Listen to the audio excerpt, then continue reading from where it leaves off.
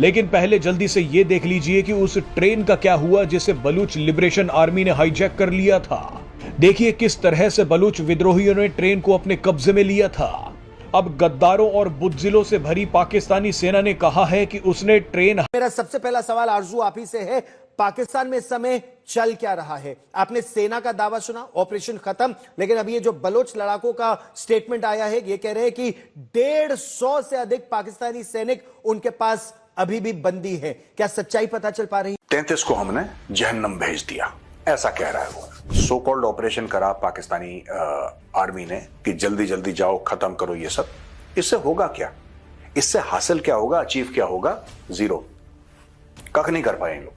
Jafar express train को जिस तरह से हाईजैक कर लिया गया, इस सारे मामले की तरफ हम आएंगे, लेकिन उससे पहले मैं ये जानना चाहती हूँ कि रिसेंटली आपके साथ बलूचिस्तान में जो इंसिडेंट पेश आया है वो क्या है। मैं चाहती हूँ आप मुझे भी बताएं और मेरे व्यूअर्स को भी बताएं अपनी कहानी, अपनी जुबानी। हाईजैक करने वाले बलूचों को मार दिया है, ट्रेन से बंधकों को रिहा करवा लिया है, लेकिन पाकिस्तान अभी तक ये नहीं बता रहा कि उसके कितने सैनिक मारे गए हैं। बलूचों ने दावा किया है कि उन्होंने पाकिस्तान के 100 से ज्यादा सैनिक मार दिए हैं। ट्रेन आरजू देखिए, यहाँ तक तो गौरव सच्चाई पता नहीं लग पा रही कि बीएलए जो क्लेम कर रहा है क्या वैसा ही है या जो गवर्नमेंट बता रही है। इस वक्त भी जो असेंबली है पाकिस्तान की, नेशनल असेंबली, उसमें बातचीत चल रही है। बिलावल बुजुर्ग उनको हमने छोड़ दिया, और ये जो 60 मारे हैं ये पाकिस्तानी फौज के हैं। आप पूरा देखिए ना, अगर 150 लोग नहीं मरे होते तो जहां पे ये वारदात हुई है, जहां पे हाईजैकिंग हुई है ट्रेन की, जहां पे बलोच फ्रीडम फाइटर्स ने अटैक करा है, वहां पे आप 150। बलूचिस्तान जो इस वक्त नो गो एरिया बना हुआ है, ये नो गो एरिया खास तौर पर जिस तरह पंजाबियों को टारगेट किया जा रहा है वहाँ पे, या जिस तरह सिंधियों को टारगेट किया जा रहा है, और वहाँ पर पूरी की पूरी तहरीक काम बात कर रहे हैं और वो डिमांड कर रहे हैं कि जी बलूचिस्तान के लोग जो हैं वो जीने का हक मांग रहे हैं, उनको जीने का हक देना चाहिए। ये मैं नहीं, बिलावल भुट्टो जरदारी कह रहे हैं। तो डेफिनेटली पाकिस्तान में इस वक्त सिचुएशन काफी टेंस है। प्राइम मिनिस्टर जो है शहबाज शरीफ साहब वो कोयटा पहुंच चुके हैं, और अब देखते हैं कि वो आगे किस तरीके से इस चीज को या इस इशू को लेकर चलते हैं। ठीक, मुनीर मेमन, पाकिस्तान की सेना क्या सच छिपा रही है? आखिर ऐसा क्या कि बिलावल भुट्टो जरदारी को भी कहना पड़ रहा है बलूचिस्तान में लोगों को जीने दो? गौरव, थैंक यू। कंडेम करूंगा जो इस टेररिस्ट एक्टिविटी में जो कुछ हुआ है, और मुझे अफसोस ये है इस बात का कि हम यहाँ पे एक रिकग्नाइज इदारा जो कि ISPR है उसकी बात को छोड़ के हम एक मिलिटेंट बैंड आउटफिट की बात को हम यहाँ पे वेटेज दे रहे हैं, हम उसको डिस्कस कर रहे हैं कि वो जो नंबर कोट कर रहे हैं वो सही है, हालांकि उसके पीछे कोई डेटा नहीं, कोई ऐसी चीज नहीं है जिसके ऊपर वो कोई आप ही के टीवी चैनल पर मुनीर, पाकिस्तान में हो सकता है उसकी बात नहीं सुनवाई गई हो, लेकिन पहले सुनवाई भी गई थी। आप ही के टीवी चैनल पर पाकिस्तान में आप ही के देश के एक आदमी का बाइट चल रहा है जो जाफर एक्सप्रेस में था, वो कह रहे हैं 50 से 60 पाकिस्तानी सिपाहियों को मार दिया। अभी अभी मैंने सुनवाई वो बात आप ही के टीवी से हमने उठाया है। वो अंडरस्टैंड कि एक इंसान अगर किसी पर्टिकुलर स्पेस पे है तो उसको ये नहीं दिख सकता कि 50 आदमी उसके सामने असैसिन कर दी जाए और उसको जिंदा छोड़ दिया जाए।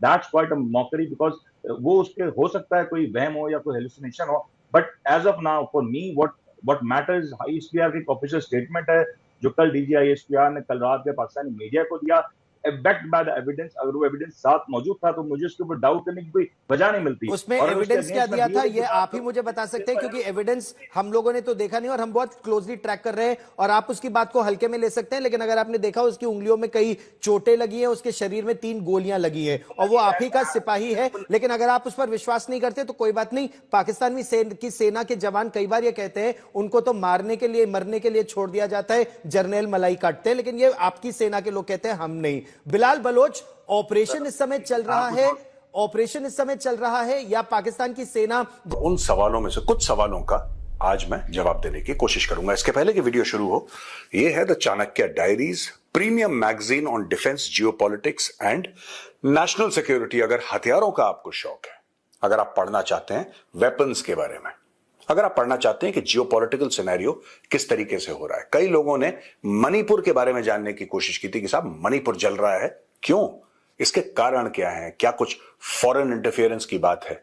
अगर आप सबमरीन्स के बारे में या 5th जनरेशन फाइटर जेट के बारे में, सारे के सारे आर्टिकल्स हैं रिटन बाय टॉप एक्सपर्ट्स। आप नीचे लिंक पे जाइए, डिस्क्रिप्शन बॉक्स में लिंक है, पिन कमेंट्स में लिंक है, आप जाके क्लिक कीजिए और अपनी कॉपी वहां से आप खरीद सकते हैं। ये है द चाणक्य डायरीज।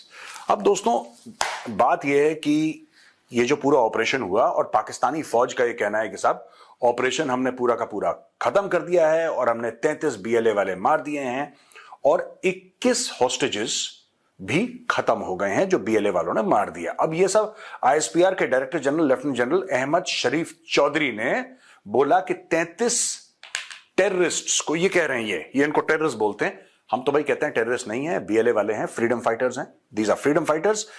आईएसपीआर वाला कहता है लेफ्टिनेंट जनरल चौधरी कि ये 33 को हमने जहन्नम भेज दिया, ऐसा कह रहा है वो। ठीक है ना। सबसे पहले मैं पाकिस्तानी आर्मी को एक्सपोज करना चाहता हूं। आज से 1 साल पहले डीजी आईएसपीआर एक मेजर जनरल हुआ करता था। इन्होंने अपनी खुद की एक वैकेंसी बढ़ा ली। ऐसे चोरी करते हैं लोग।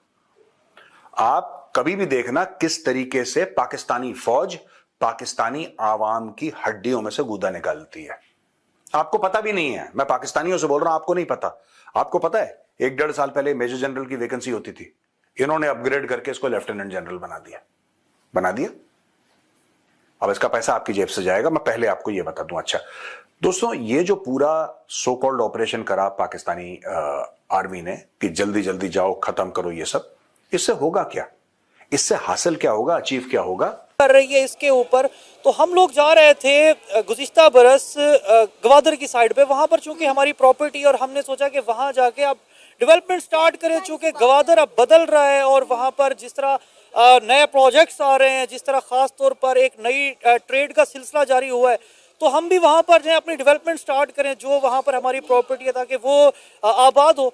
तो हम जब यहाँ पंजाब से निकले, 2-3 गाड़ियों पे हम लोग सवार थे, हमारे साथ कुछ इंजीनियर्स थे, कुछ बाकी हमारे फैमिली मेंबर थे, जा रहे थे कि वहाँ पर जाकर डेवलपमेंट को देखते। तो जैसे ही हम वो जो गवादर वाली पट्टी है ना, जब हम उस राहदारी की तरफ बढ़े तो वहाँ पर यके बाद दीगरे हमें कुछ डिफरेंट मतलब अटैक्स देखने को मिले, और वहां पर हम एकदम से शशदर हो गए कि या अल्लाह ये क्या हो गया, कोई हमें फॉलो तो नहीं कर रहा।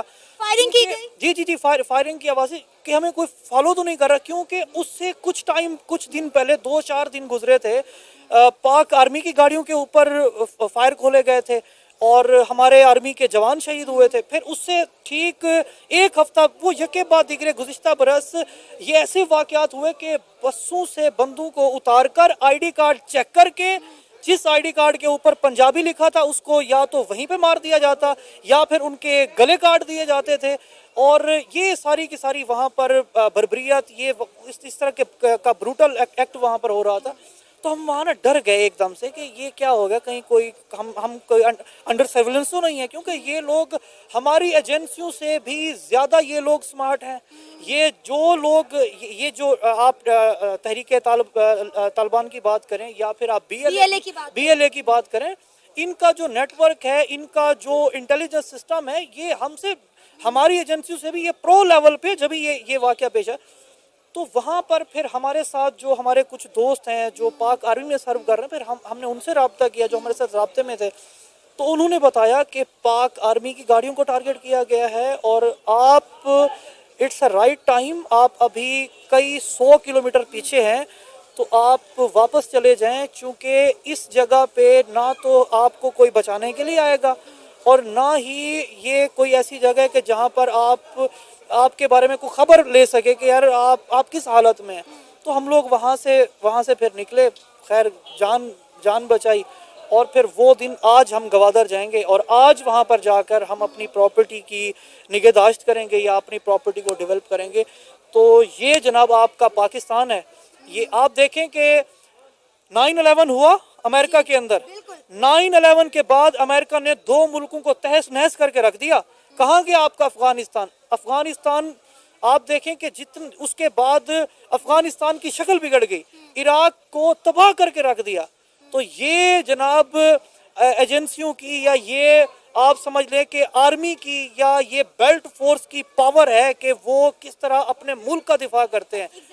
ये मुट्ठी भर दहशतगर्द, ये आप लोगों से कंट्रोल नहीं हो रहे यार। कमाल है यार, क्या बात करते हैं। सर आपको पता है पाकिस्तान की तारीख का ये अफसोसनाक सान्या है कि 700 के करीब मुसाफिरों की भरी ट्रेन को जो है वो इस तरह से हाईजैक कर लिया गया है। आप देखिए कि उसमें कितनी बड़ी तादाद में बच्चे और खवातीन हैं और माह रमजान के इस मुबारक महीने में ये जो हरकत की गई है, ये कैसे मुसलमान हैं? सना, आप ये क्यों कह रही है कि ये पाकिस्तान की तारीख का दिल दहला देने वाला वाक़या? आप ये क्यों नहीं कहती कि ये पंजाबियों के लिए कयामत सुगरा है? ये पाकिस्तान को इन्होंने नुकसान नहीं पहुंचाया। आप मेरी बात को शायद फॉलो नहीं कर रही, या आप इस सारे के सारे सरकमस्टांसेस को देखकर अपनी आंखें बंद कर रही है। सना साहिबा, ये पंजाबियों के ऊपर कयामत गिराई गई है, ये पंजाबियों के लिए दिल दहला देने वाला वाक़या है। इस इंसिडेंट के अंदर ये जितने लोगों को यरगमाल बनाया है, मरने वाले कौन है? पंजाबी।